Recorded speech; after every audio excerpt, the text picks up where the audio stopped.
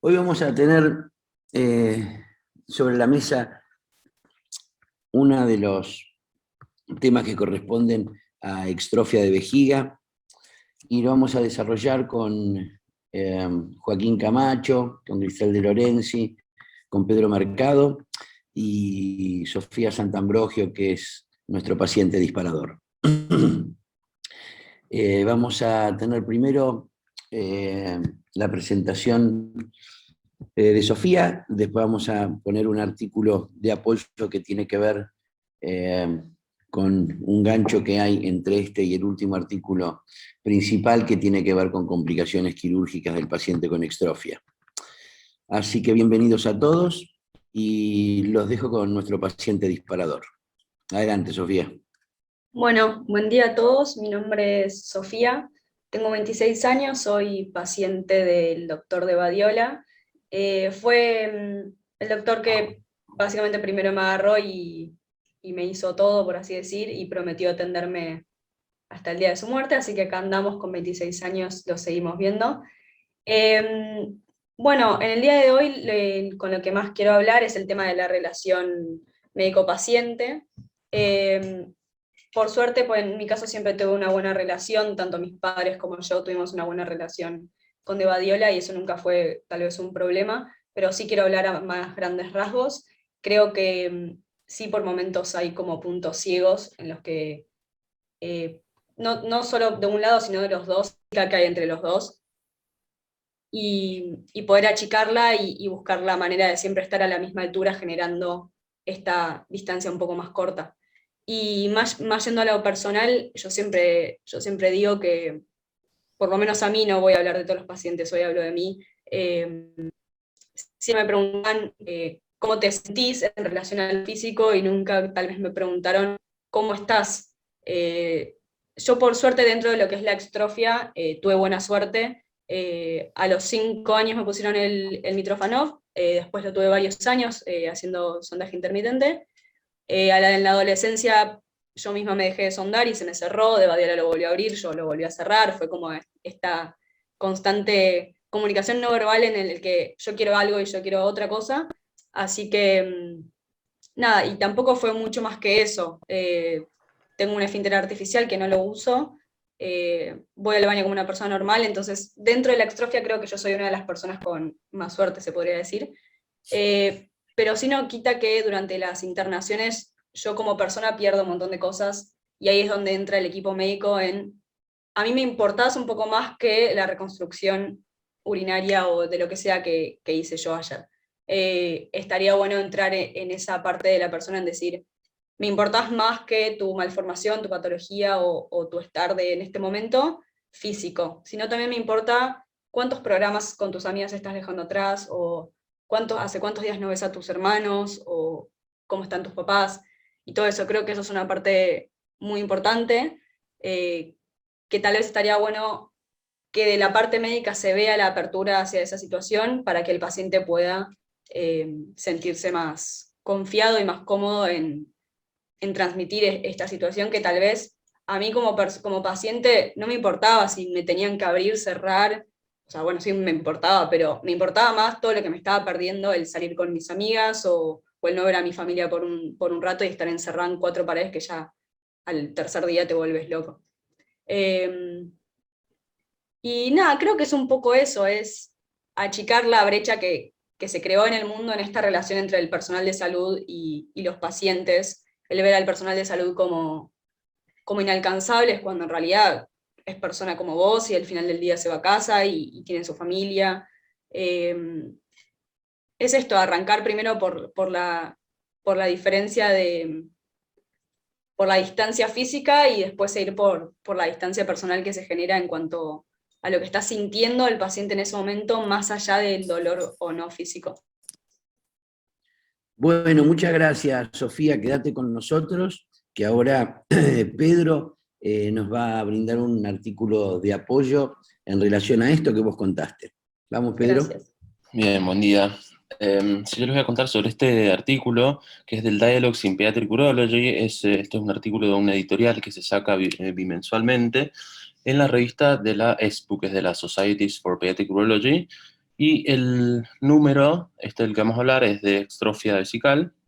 Con la siguiente, por favor, donde habla, bueno, de que quien está a cargo es Anthony Sheffer, que es profesor de la Universidad de Utah, y lo que primero empieza a hablar él es sobre, bueno, primero, ¿quién es él? Es el chair de la Bladder Extrophy Task Force, que es como el conjunto de especialistas en extrofia vesical de la ESPU, digamos, de esta sociedad, donde todos ellos se juntan y toman algunas decisiones. Entonces acá lo que él hace es hablar sobre lo que hicieron en los 18 meses previos y los adelantos que se vienen para el grupo.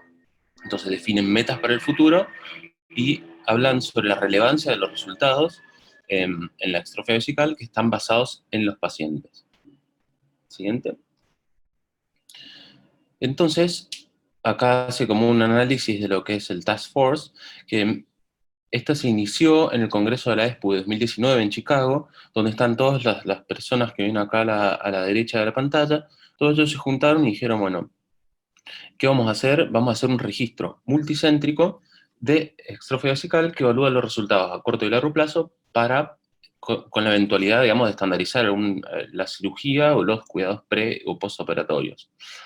Y lo que tiene de diferente esto con respecto a otras bases de datos que ya se han tomado, como por ejemplo en el Johns Hopkins, es que en ella basa ¿cómo es? La opinión del paciente.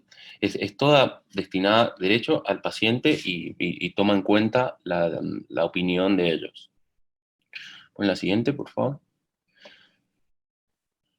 Entonces, Anthony acá nos cuenta cómo entre este grupo de profesionales se junta con un grupo de pacientes y hacen como una encuesta, y las áreas en las que tienen más necesidad de investigación que ellos ven por parte de los pacientes, ellos hablan de salud mental, de incontinencia urinaria y de los resultados quirúrgicos.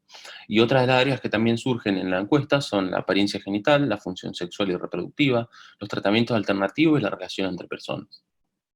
Entonces, de todo esto surge el BIN, que por su sigla en inglés es la Red de Consejería en Extrofia Vesical, que es un grupo de investigación que está formado por profesionales y por pacientes extróficos que trabajan en conjunto para dirigir la investigación que está centrada en el paciente con extrofia.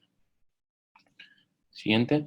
Bien, entonces, acá luego en el editorial habla Pamela Artigas, que es la presidenta y directora ejecutiva de ABC, que esta es una asociación, como algunas otras que hay, que tenemos también acá en Argentina, como Vivex, que es una asociación para la comunidad de extrofia vesical.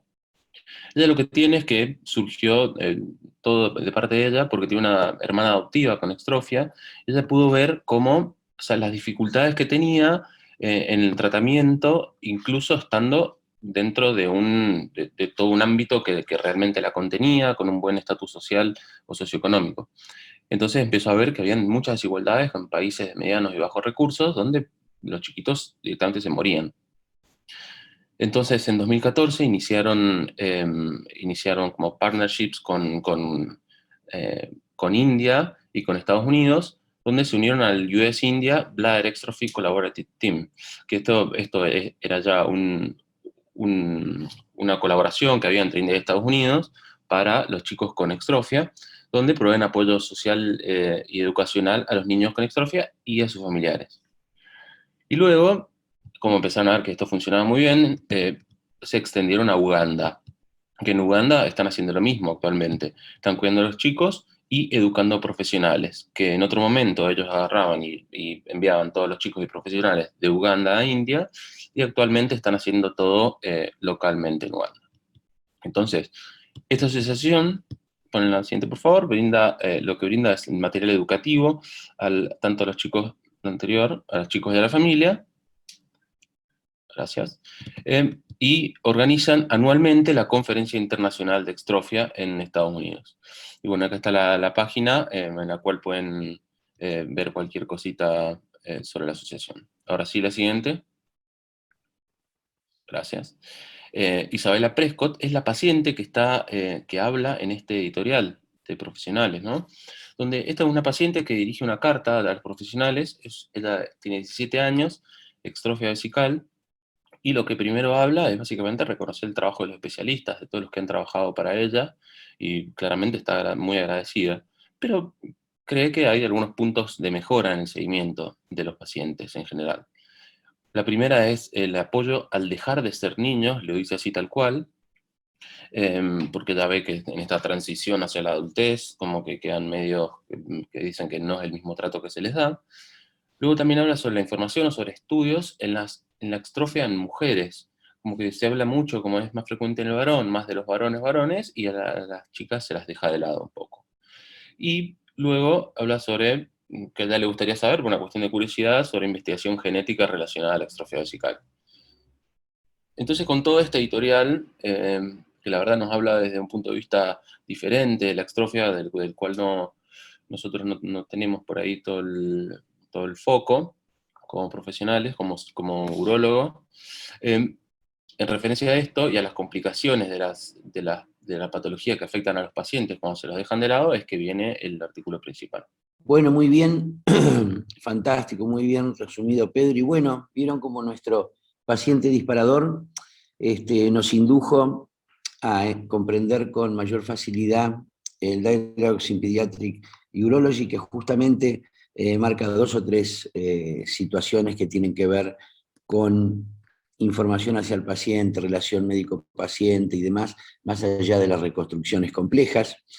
Bueno, y esto nos introduce al trabajo de las complicaciones. Cuando empecemos a ver el trabajo que van a presentar ahora, que tiene que ver con las complicaciones de cirugías realizadas en estos pacientes, vamos a ver cuánto mejor podría ser y más llevadero cuando un paciente tiene una complicación, si nosotros introducimos dentro de la relación con los pacientes esto que nos sugieren las distintas asociaciones y los pacientes personalmente. ¿Vamos, Joaquín? Bien. Pasamos a comentar entonces el artículo principal. El artículo se titula Complicaciones en la reconstrucción quirúrgica en el complejo extrofia epispadias. Es un artículo educacional que fue publicado en 2008 en el Journal of Pediatric Urology. Y como introducción, el artículo nos muestra ciertos puntos en los que se basa un cierre de vejiga extrófica exitoso. Entre estos se encuentran el cierre sin tensión de los planos, en el cuidado de heridas evitando infecciones, el minimizar el movimiento en el postoperatorio y evitar la presión intraabdominal elevada, logrando una diuresis adecuada, con drenajes adecuados, sonda y talla vesical y el buen manejo de las catarsis. Y menciona que el cierre exitoso en una vejiga de buen tamaño es el predictor más importante de la continencia futura adecuada. A su vez, marca algunas generalidades el artículo acerca del cierre primario, mencionando algunos puntos críticos en las diferentes instancias operatorias. Con respecto al preoperatorio y la cirugía, menciona que al nacimiento es importante que la vejiga se proteja con un film no adherente estéril, e indicar antibiótico-terapia previo al cierre, durante la cirugía y luego 10 a 14 días posteriores. Y intraquirúrgico, es importante el examen bajo anestesia, examinar al paciente y evaluar la diástasis pubiana. Y en este examen se ve si coaptan o no ambos pubis. En caso de que sí coapten, el cierre, se podría hacer sin osteotomías, y en caso de que tengan mayor a 4 centímetros de distancia entre cada uno, o que haya dudas, en la movilidad de esta pelvis, se puede realizar una osteotomía. La osteotomía básicamente reduce la tensión en la línea media y son útiles, como todos sabemos, en los cierres tardíos, rescierres y en la amplia separación de los pubis.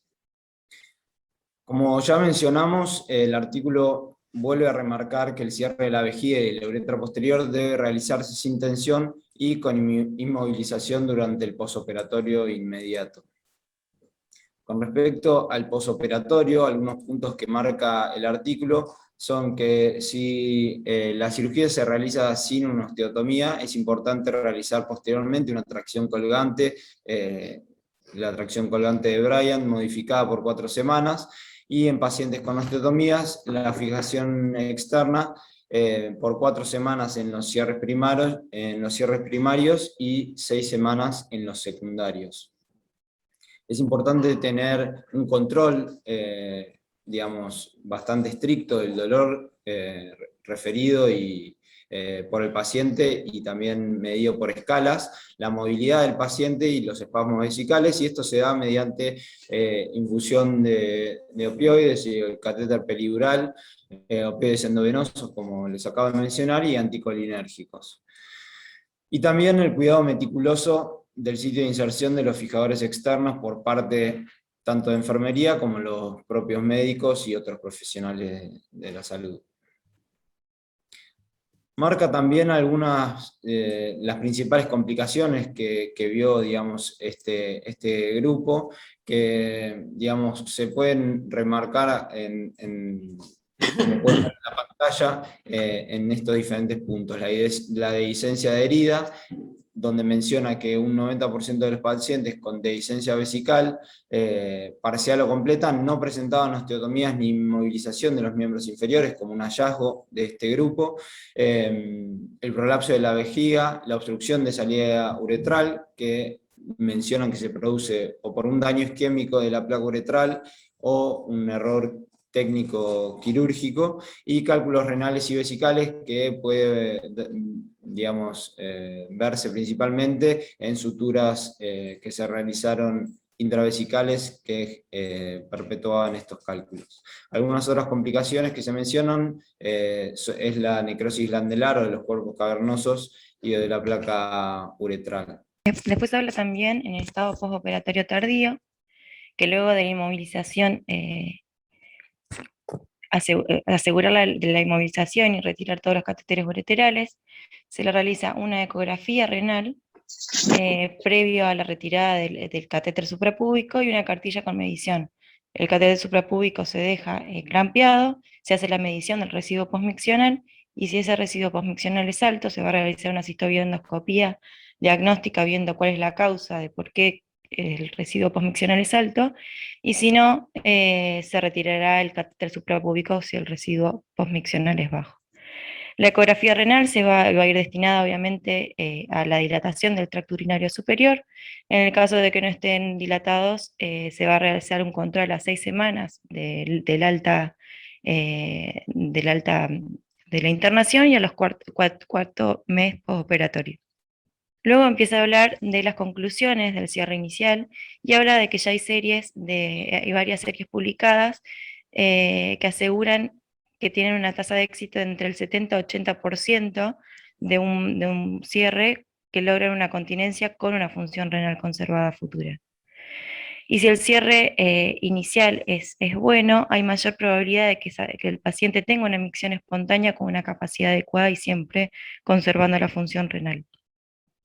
Ante un cierre fallido que tenga que hacer un recierre, el 68% de los pacientes se va a disminuir a un 68% que tengan una capacidad adecuada, y la capacidad adecuada la nombra como los pacientes que van a poder realizarse una reconstrucción del cuello.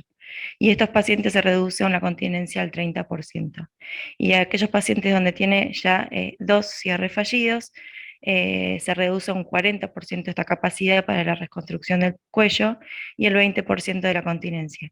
Y de estos pacientes, el 80% va a estar destinado a cateterismo intermitente limpio más ampliación vesical. Con respecto a la reparación de epispadias, habla que la complicación más frecuente es fístula ureterocutánea, y en la serie de ellos el 50% se cerraron espontáneamente, y habla de los cierres quirúrgicos posteriores. Otra complicación son las estenosis uretrales, que ellos lo tratan con dilataciones o con cateterismo, dejan sondas vesicales por un determinado tiempo con cateterismo hasta que el paciente pueda empezar a miccionar espontáneamente.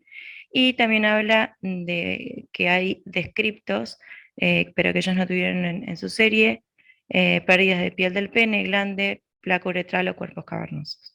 Y con respecto a las complicaciones de la reconstrucción del cuello de vejiga, las complicaciones que se describen habla de la dificultad miccional, incontinencia, hidronefrosis y litiasis vesical. Ellos tienen una serie de 67 pacientes con reconstrucción del cuello de la vejiga, con un seguimiento mínimo de 5 años. De esos 67 pacientes, el 20% presentó una dificultad miccional en el posquirúrgico a las 3 semanas posquirúrgicas, en el periodo de la cicatrización, pero que luego se solucionó. El 66 de esos 67 pacientes tienen una micción espontánea y solo un paciente estuvo con cateterismo intermitente limpio de largo plazo para lograr la continencia.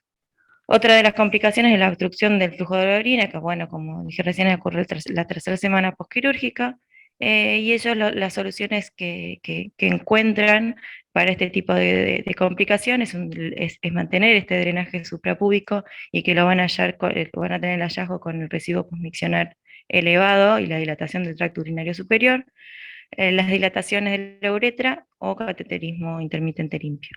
Con respecto a la continencia, habla de que el intervalo para lograr la continencia no es inmediato en el posquirúrgico, y está descrito que pueden tardar hasta 2 años en lograrse la continencia.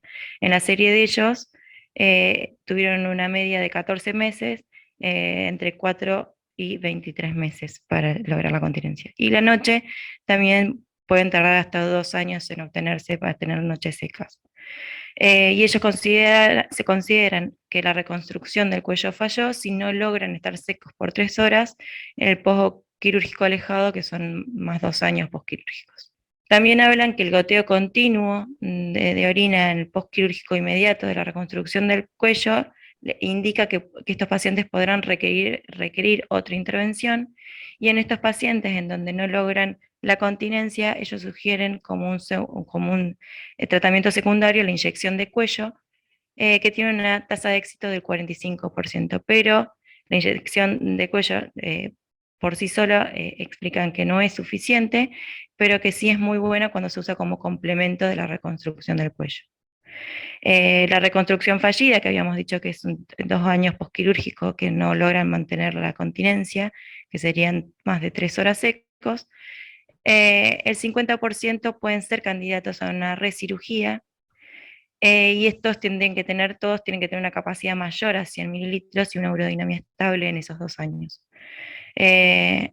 Y la tasa de continencia que encontraron en su serie, en los pacientes que tuvieron esta recirugía, son sorprendentemente buenas, sin mencionar números, y estuvieron día y noche secos. Otras opciones que nombran para el tratamiento de reconstrucción fallida es la colocación de un esfínter urinario artificial con ampliación vesical, la reparación, la recirugía del cuello, siempre teniendo una buena capacidad mayor a 100 mililitros, o una ampliación vesical con o sin ostomo urinario continente, o un ostomo urinario con ampliación y cierre de cuello. Aquellas vejigas que sean pequeñas, que sean menor a 50, una capacidad menor de 50 centímetros cúbicos, sugieren que a veces es necesario realizar una neovejiga con un ostomo urinario. Y aquellos pacientes en donde la hidronefrosis no la logran solucionar y la capacidad disminuida, se sugieren siempre la ampliación. Y a modo de conclusión, ellos enfatizan en la complejidad de lo que representa la reconstrucción del complejo extrofio-epispadia, y hablan de que en manos experimentadas los resultados quirúrgicos, tanto del cierre primario y la reparación de epispadia y la reconstrucción del cuello son aceptables, y demostraron que el cierre seguro del aparato abdominal, la continencia urinaria, la función renal y el pene cosméticamente aceptables se pueden lograr en cierres primarios exitosos y también en cierres primarios fallidos. Y después, en la siguiente, que lo pusimos como dice el artículo, que aunque ocurren complicaciones como de incencia, de deterioro de la función renal o fístulas, con una cuidadosa atención de los detalles técnicos quirúrgicos y el seguimiento frecuente, los pacientes pueden tener una infancia normal y convertirse en miembros bien adaptados de la sociedad. Bueno, hacemos el checklist que habitualmente mencionamos posterior al artículo principal. El título es acorde al tema del estudio, la respuesta fue sí, fue publicado en una plataforma validada, y lo que buscamos leyendo este artículo es conocer sobre la clínica, curso y pronóstico de la patología. No incluyó grupo control y los resultados no fueron significativos.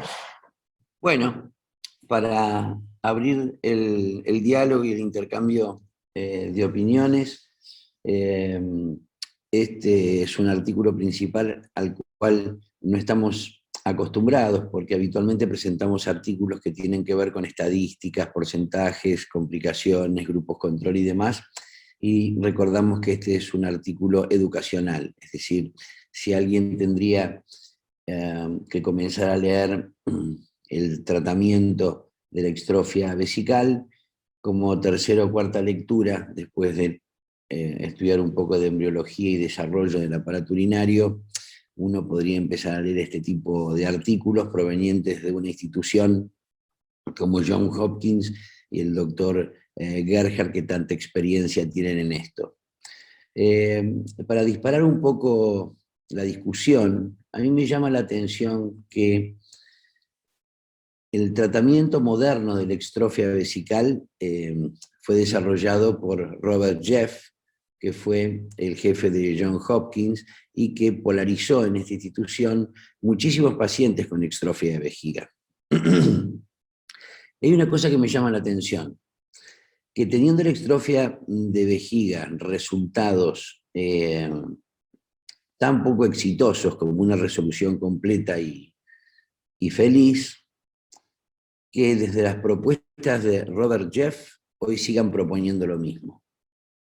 Es decir, que se siga haciendo lo mismo teniendo los resultados que se tuvieron históricamente y actualmente. Después me llama la atención que en un artículo, si bien los números que ponen no son de un grupo seleccionado con indicaciones precisas y demás, que los números que presentan ellos, que deben tener, no quiero decir, pero estoy seguro que más de 1000 pacientes con extrofia en seguimiento, que hablen de 64 pacientes, y de estos quieran inducir una conclusión. Me parece que no es así. Más allá de que creo que hay una dificultad en la expresión, que dicen que pueden llegar a tener hasta un 80% de éxito completo después de un cierre primario.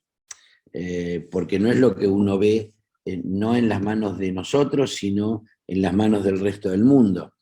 Y realmente, si bien hay pacientes que después del cierre primario quedan continentes y no tienen hidronefrosis y conservan su función renal, están lejos de ser el 80% en las distintas series. Y por último, no cierra todas las complicaciones de las cuales habla, que no le pone un número, con este 80%, ¿no? Si uno tuviese un 80% haciendo un buen cierre primario y listo y ya está, me parece que todo lo otro no tiene ni lugar, no es para el 20% que estamos hablando de las reconstrucciones de cuello, del mitrófano, de las ampliaciones y demás.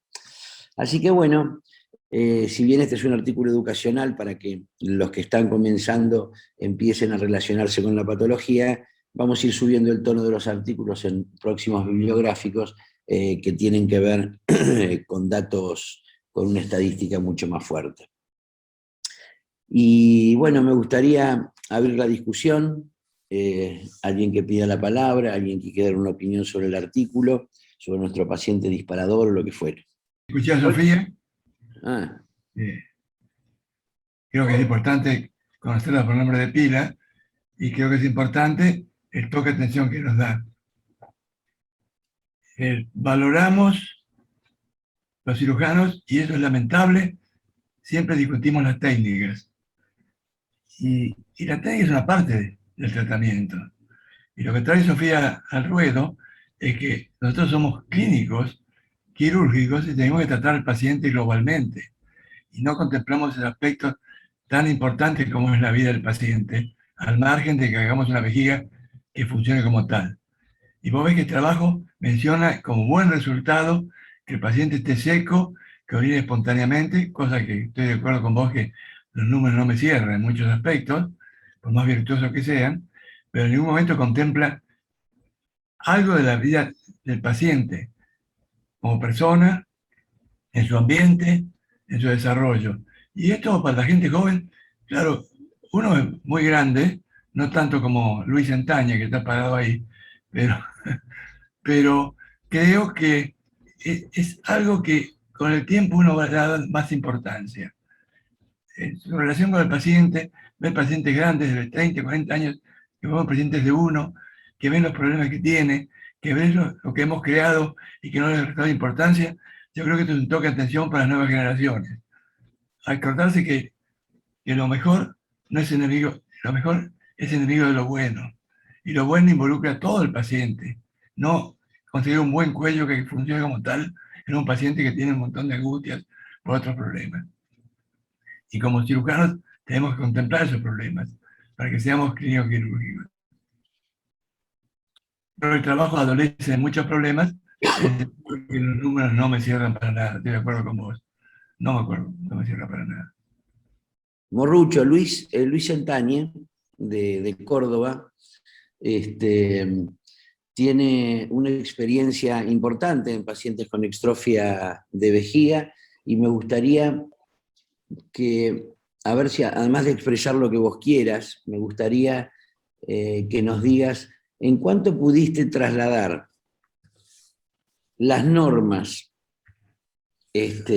comandadas por el Johns Hopkins a tu práctica en pacientes con extrofia. Yo tengo una presentación hecha hace muchos, en el año 90 y pico, en el Hospital Italiano, no, 2002. Que tenía en ese tiempo 21 pacientes presentados, de de habían sido tratados totalmente 13, o sea, cierre en etapas, o sea, modern stage, y tenía un 57% de continencia, ayudado por artilugio como esfínter urinario artificial, bolsas de Koch, inyecciones de cuello vesical. Yo creo que el artículo, cuando habla de reparación en etapas, o sea, la reparación moderna, habla de 3 cirugías. Habla de cierre de la vejiga, reconstrucción del cuello vesical en segunda etapa y en tercera etapa tratamiento de epispadias. Y cuando habla de cierre primario, habla de cierre primario. Yo creo que el cierre primario fue una revolución en el tratamiento de la vejiga, el cierre primario de Mitchell. Y en realidad, yo he apreciado después de eso, que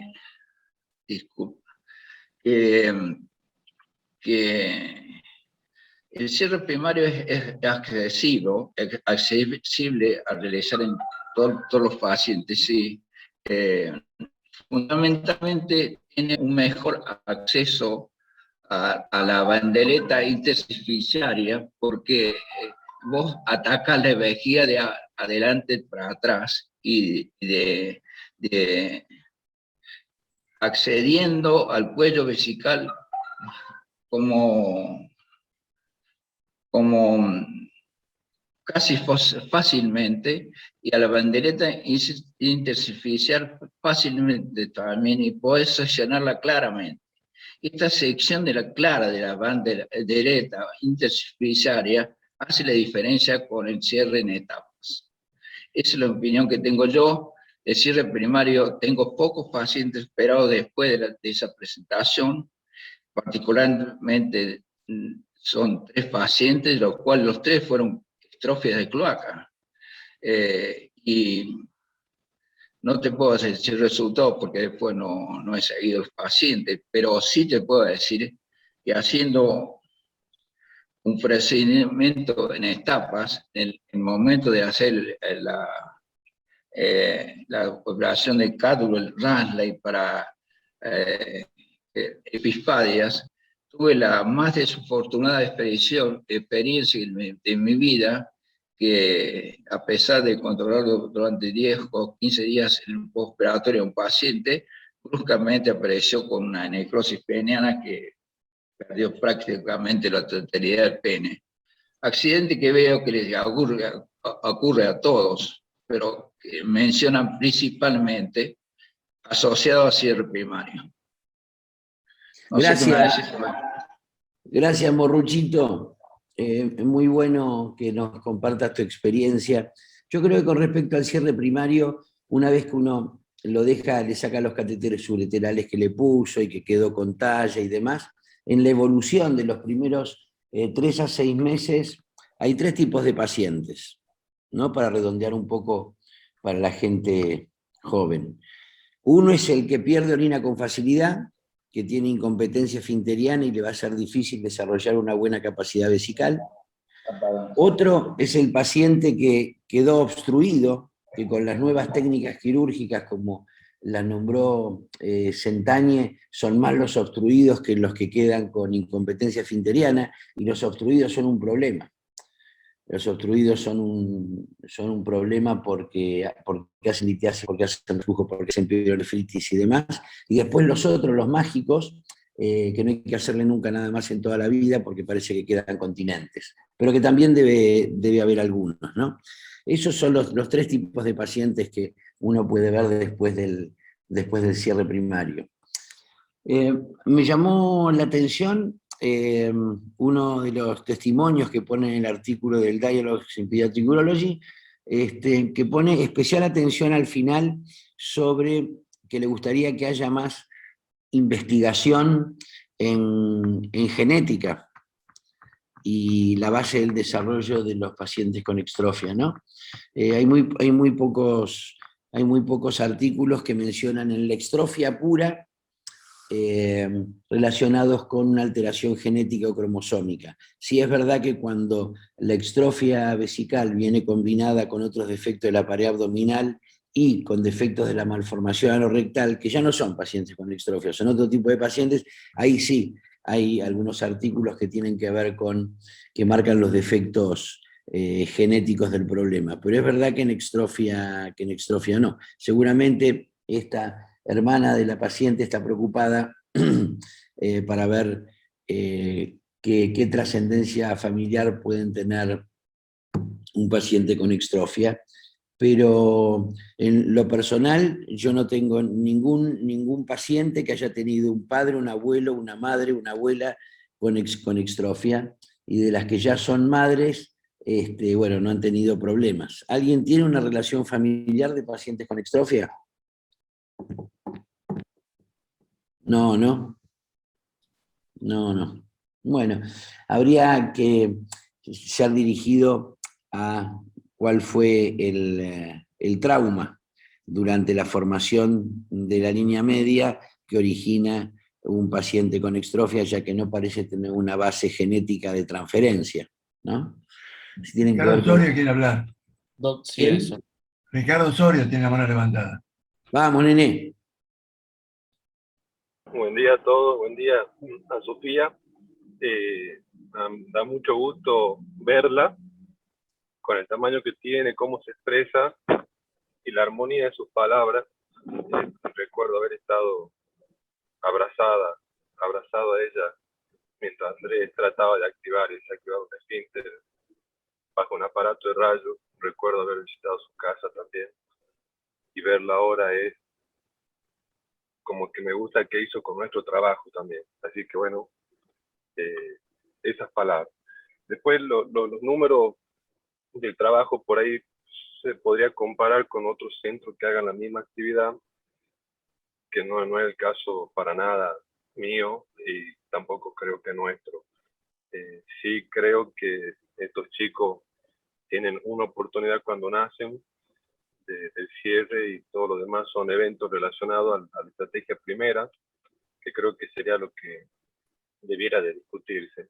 Hay pocos centros que tengan la cantidad de interconsultores y la calidad de médicos como para dar lo que Sofía exige al principio, y creo que la solución para la Argentina sería identificar esos centros y la red de derivación, ya sea del especialista o del paciente, como para tratar de que estas primeras oportunidades se capitalicen en el resultado. Así que bueno, desde acá saludarla y agradecer el testimonio que nos trae, porque le da una vuelta de tuerca a esto que hacemos siempre de desglosar técnicas quirúrgicas. Sí considero que los chicos con extrofia son particularmente bonitos, como se lo vio en la presentación. Sí creo firmemente que tienen la mayor cantidad de su cuerpo que funciona bien, y ese pequeño porcentaje que está modificado les trae mucho atraso a veces en la sintonía con el ambiente y con nosotros mismos, pero también creo que sí se lo puede llevar adelante, que tiene una adolescencia muy dura, y bueno, el testimonio de Sofía es lo que me llevo hoy de la presentación. Gracias por sus palabras. Gracias, Soria. Muy lindo. Bueno, ¿alguien más quiere acotar algo? Ha ido Mauricio Figueroa. Sí, Mauricio. Vamos, Mauricio. Buen día para todos, un gusto. Desde Colombia quisiera resaltar varias cosas que dijo Sofía y el ejemplo que nos dan los profesores. Lo primero es cuando ella dice que el cirujano decidió casarse con ella para su tratamiento, y yo creo que eso es una cosa que todos debemos tener en cuenta siempre, y es que estos pacientes, e incluso en los sitios donde hay cuidado de transición, y aquí en Colombia no lo hay, la única manera de poder estar con el paciente, a pesar de que el sistema de salud a veces nos bloquee porque ya son mayores de edad, es seguir con ellos acompañándolos. Lo segundo es que, como bien lo dijo el doctor Puigdeval, no pensamos muchas veces en los aspectos de autoestima y de calidad de vida, y nos centramos en esa parte, y hablo no solamente de extrofia, sino de cualquier otra condición de estas congénitas graves que operamos, y no nos interesamos en verdad si lo que estamos haciendo colabora con que el paciente se reintegre a la sociedad, le favorecemos a su familia el manejo, a sus cuidadores. Estamos haciendo un trabajo ahora.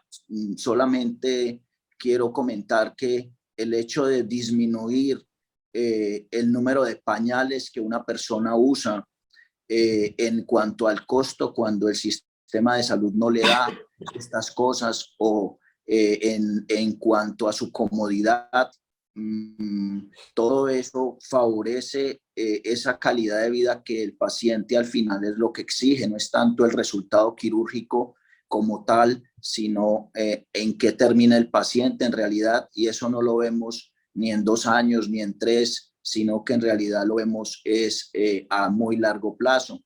Cuando vemos una paciente tan bien como la que ustedes tienen, pues debe sentirse el orgullo de poder haber influenciado y haber afectado positivamente ese ser humano y esa familia. Y ese es como el mensaje que me queda de esta actividad, y agradezco que hayan hecho esta reunión, y a Sofía tan valiente de haberse permitido convocar y participar en esta actividad. Muchas gracias.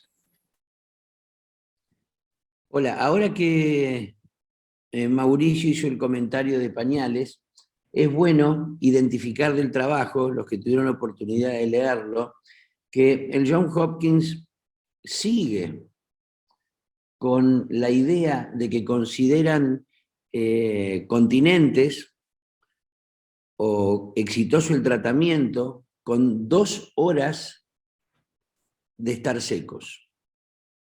2 y 3 horas, pero ponen 2 horas de estar secos, ya lo consideran exitoso. 3 horas es un exitazo. ¿Qué te parece a vos, Sofía? ¿Cuántas horas son la satisfacción de un tratamiento tratando de sacarnos el pañal? 24. Bueno, Sería lo ideal. pero a vos te parece... Sí. No, para mí 2 horas no es exitoso para nada. Si nos ponemos en el lugar del paciente, estar cada 2 horas mojado o tener que solucionar a cada 2 horas una situación muy particular y muy personal como esa, no es exitoso. En 2 horas no haces ni un trámite. No poder estar haciendo la fila de cualquier cosa mojado o seco, digo, no es exitoso. ¿Y el término de 4 horas para tener que hacer algún trámite te parece exitoso?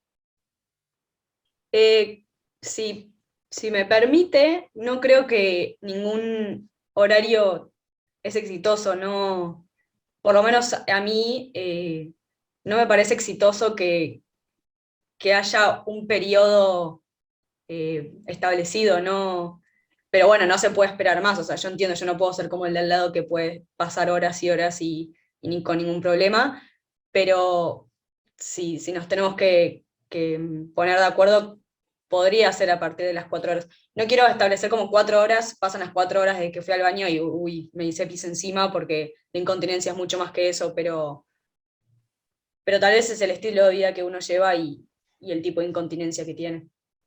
Uno podría decir que por arriba de 4 horas.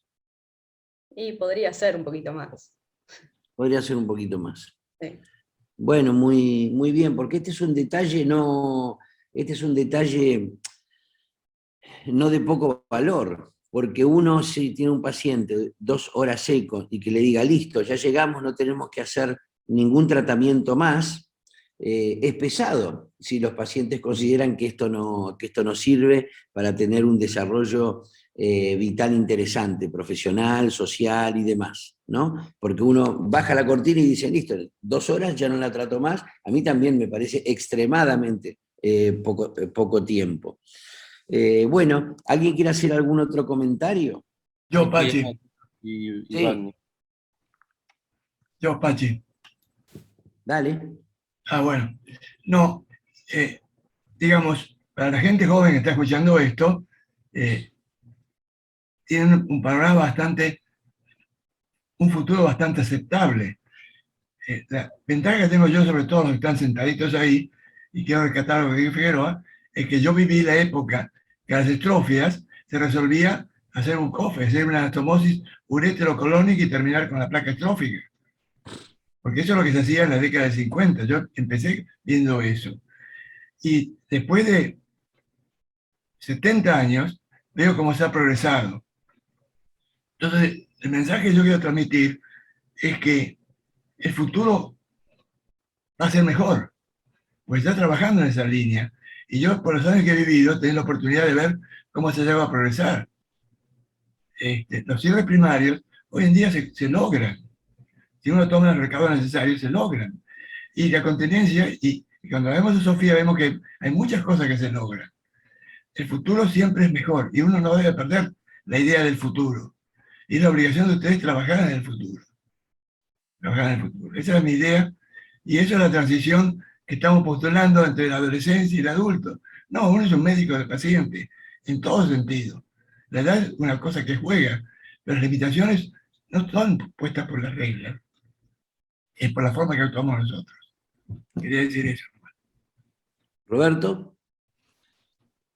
Nada, felicitaciones Sofía, muchas gracias por tu aporte. En alguna otra charla que te escuché hablar, siempre tengo muy presente tus palabras cuando hablo con todos los pacientes, para ver el otro punto de vista.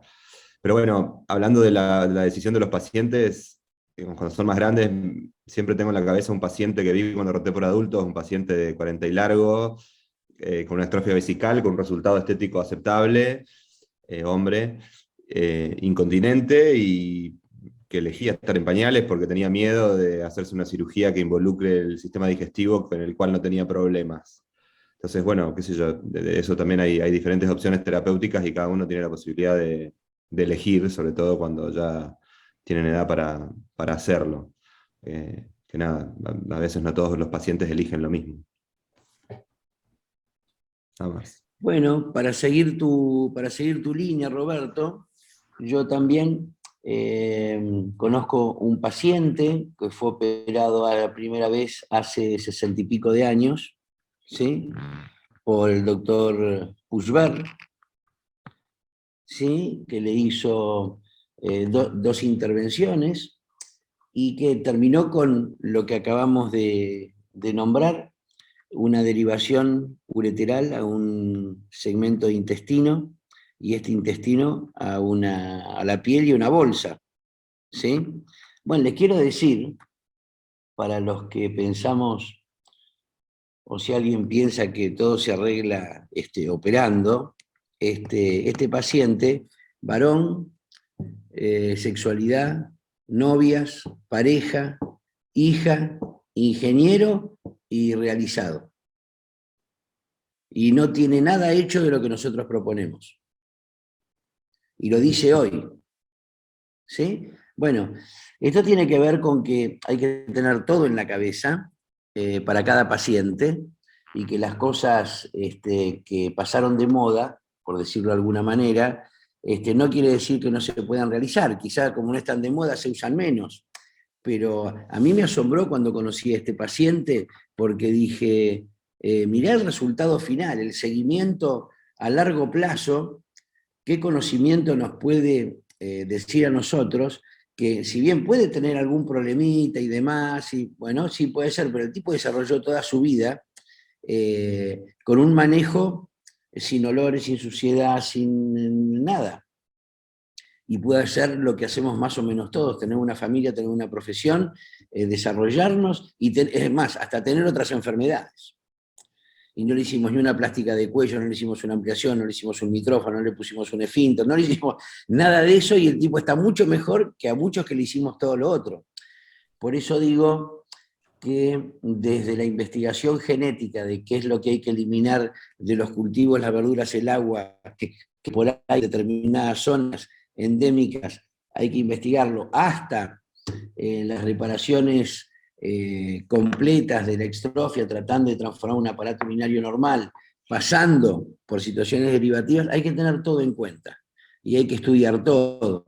Y yo, en contra de lo que trata de transmitir el John Hopkins, creo que hay mucho por cambiar, y que si ellos no hacen cambios para estar mejor, no va a haber mejores resultados, no va a haber menos fístulas, no va a haber menos dehiscencias, no va a haber menos de... tienen que tener una actitud creativa para solucionar lo que está mal. Y es un amplio espectro el que tenemos para solucionar problemas, desde lo psicológico, emocional, relación médico-paciente, hasta la prevención para que un embarazo no sufra esto, hasta mejores técnicas que den periodos secos mayores a 4 horas. Sí. Gracias, doctor Moldes. Juan Moldes quiere hablar, ¿sí? Sí, ¿qué tal? Vamos. Buen día. Bueno, nada, por supuesto agradecer a Sofía su valiente testimonio, y a Pachi por organizar esto tan interesante y con esta mirada tan distinta. Pero aprovechando a Sofía y siguiendo un poco en la línea que venimos hablando, me gustaría, en los pocos minutos que nos quedan, hablar de la importancia de orinar espontáneamente versus el cateterismo. Quizás nosotros, y que de alguna manera también se relaciona con la vivencia del paciente y lo que espera y lo que quiere, ¿no?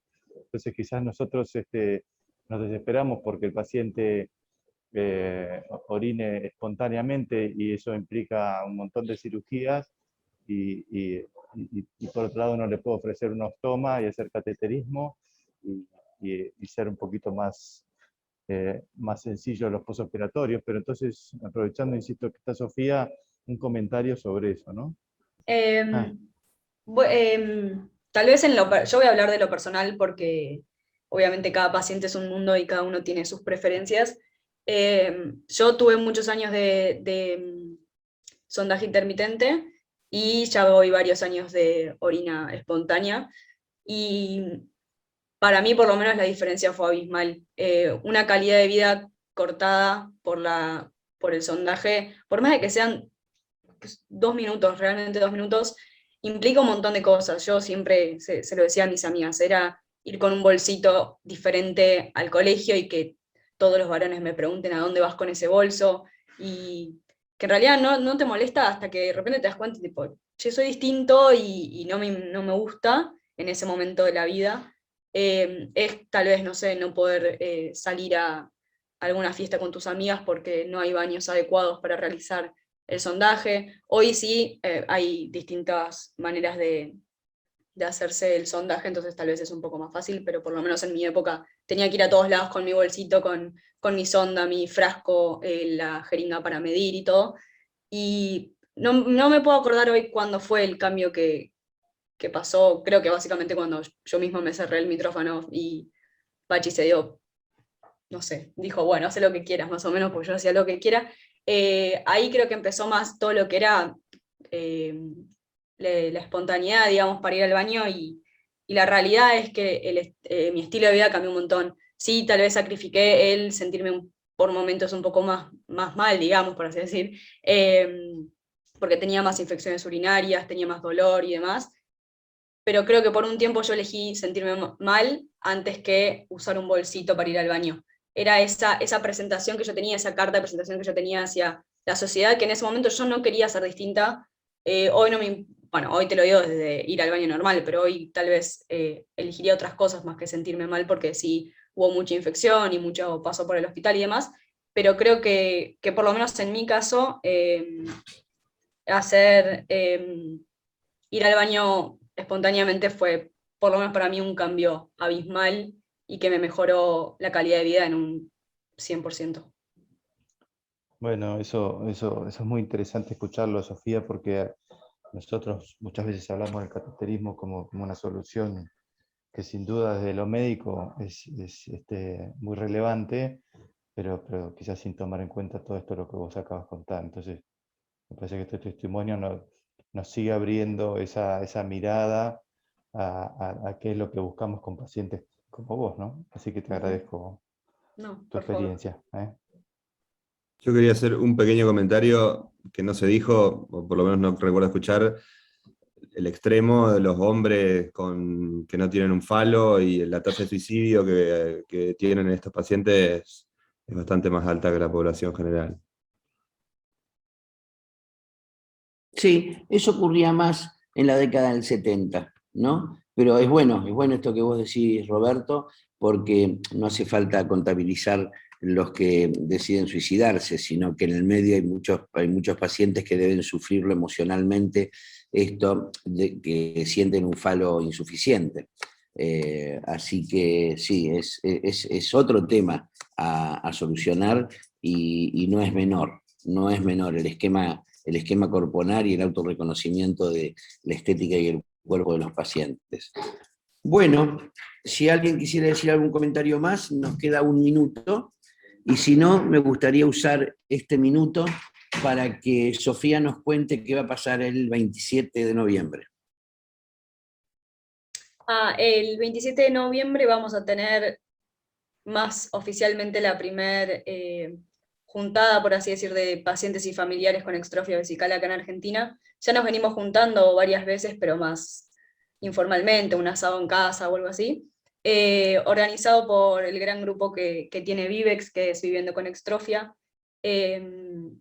presidencia mi madre, a causa mía, digamos, por haber nacido de esta manera y buscar un poco de ayuda. Vivex lo que hace es contención familiar y a los pacientes, y también de a poco se está encargando mucho de solucionar temas más burocráticos como la falta de sondas o pañales o internaciones, y ayuda también más personal. Y bueno, el 27 de noviembre se va a dar el primer encuentro, también acompañados por personal de salud y los médicos y demás, así que un gran paso para todo lo que es la extrofia acá en Argentina. Bueno, yo creo que Vivex, a todos los que están escuchando, los pueden invitar con la condición de que lleven, porque es todo un día, de que lleven algo para comer, algo para tomar, y estén dispuestos a ser de mozos, porque va a haber asado y va a haber cafés con leches y tés y demás, así que todos se pueden acercar, llamen a Vivex, pregunten dónde es, pero les digo que es una quinta muy bonita en Pilar. Y por suerte me parece que se están consiguiendo el acceso de gente del interior a raíz de colaboraciones de empresas. Bueno, si no hay nada más que decir, gracias Sofía, gracias a todos los participantes, y gracias a los presentadores. Nos encontraremos en el próximo bibliográfico, que voy a tratar de seguir con el tema de extrofias. Abrazo para todos.